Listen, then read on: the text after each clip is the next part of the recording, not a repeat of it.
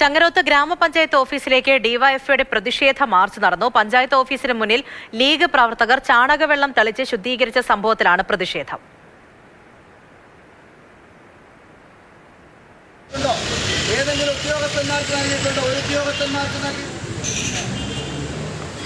അഞ്ജന സുകുമാരൻ വിവരങ്ങളുമായി ചേർന്നുണ്ട്. അഞ്ജന, ഈ ഒരു പ്രവൃത്തി അത് വലിയ വിവാദമുണ്ടാക്കിയ ഒരു സംഭവമാണ്. അതിലിപ്പോൾ പ്രതിഷേധം പോകുന്നുണ്ട്. എങ്ങനെയായിരുന്നു ഡിവൈഎഫ്ഐയുടെ പ്രതിഷേധം?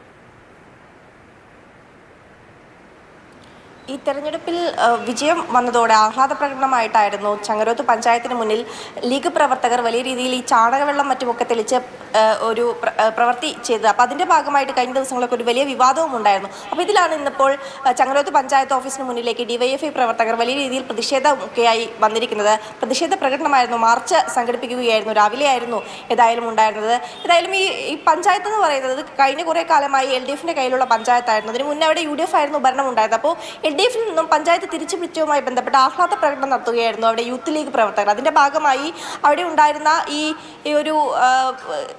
ഒരു അഴിമതിയും അത്തരത്തിലുള്ള കാര്യങ്ങളുടെയൊക്കെ ഒരു ഇതായിട്ടായിരുന്നു അവിടെ ഈ ശുദ്ധികലശം പോലെയൊക്കെ നടത്തിയത്. അതും പച്ചവെള്ളം തെളിച്ചു എന്നുള്ളതാണ് ലീഗ് പ്രവർത്തകർ പറയുന്നത്. പക്ഷേ അത് ഏതായാലും വലിയ വിവാദത്തിലേക്ക് ഒക്കെ പോവുകയായിരുന്നു. പക്ഷേ ഏതായാലും അവിടെ ഉണ്ടായിരുന്ന പഞ്ചായത്ത് പ്രസിഡന്റ്, അദ്ദേഹം ദളിത് വിഭാഗത്തിൽപ്പെട്ട വ്യക്തിയായിരുന്നു. അദ്ദേഹത്തെ അവഹേളിച്ചു. ശരി അഞ്ജന.